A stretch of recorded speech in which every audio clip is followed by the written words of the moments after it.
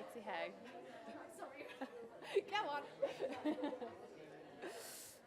This is the panel on researching the exhibition. It's going to be a discussion panel focusing on the experience and the event of exhibitions and how we might go about researching them. I'm Claire Wintle. I teach at the University of Brighton.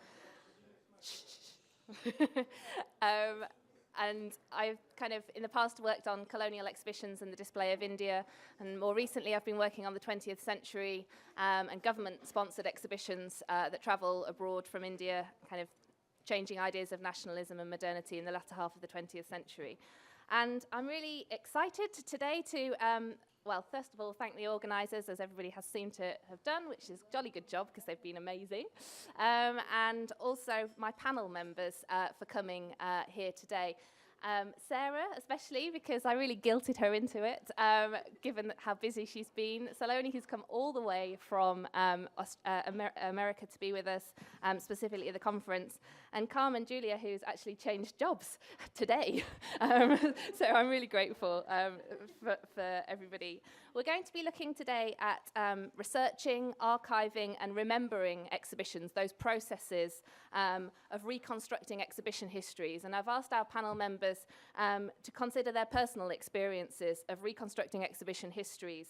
And the idea is that hopefully it will inspire further research amongst us all, but also contextualize some of the methodological challenges that many of us face in writing about and rethinking and reconstructing exhibition histories.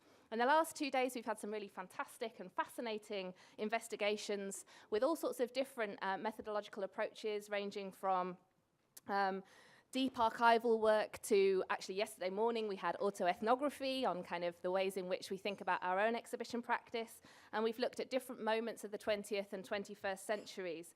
And so the panel is going to build on some of those questions that we've already begun to ask about what are the implications of researching these different moments in time.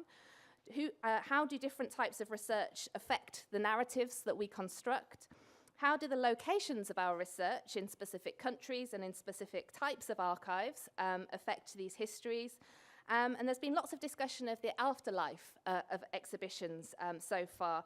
And I wonder how the exhibition is changed by our writing and thinking about them after the event as well.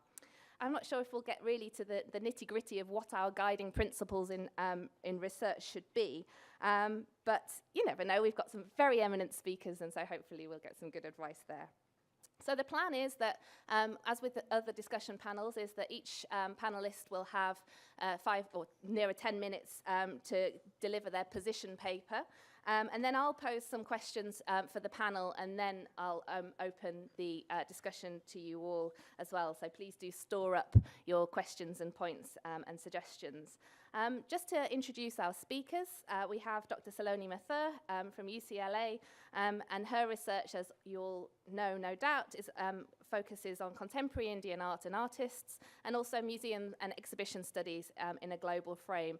And last year she co-edited no less than 2 books, Making Strange, Gagawaka and Postmortem, a project by Vivan Sundaram, No Touching, No Spitting, No Praying, the museum in South Asia.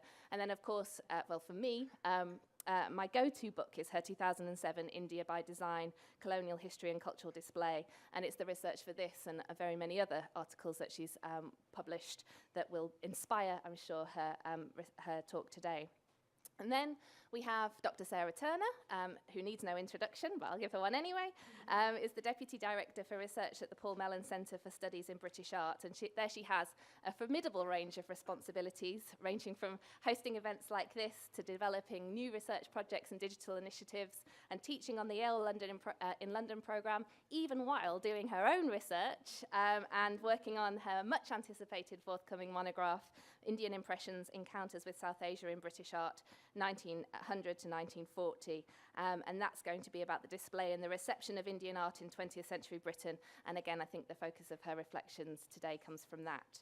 And then finally, we'll have Carmen Julia, who very recently, as of,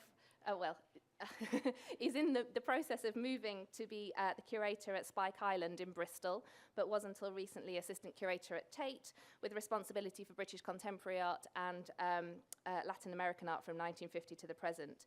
And she's curated many solo and collection displays, and she's published widely on her collections expertise, and she has a forthcoming essay, Mapping the City, Felipe Ehrenberg in London, 1968 to 1970, that's going to become, that will be part of a book called London Art Worlds, which sounds really exciting, from Penn State University Press. And I'm really excited that she's going to be talking about her experiences of curating an exhibition of exhibitions at the Tate on the exhibition Gallery 1, New Vision Centre, Signals, Indica, and that was held at Tate in 2011, and she'll tell us more about that. So, what's nice, I think, is that we've got people who research for writing and academic texts, and we've got people who also research for curating new exhibitions, kind of tangible output of research as well. So we'll see where that balance takes us.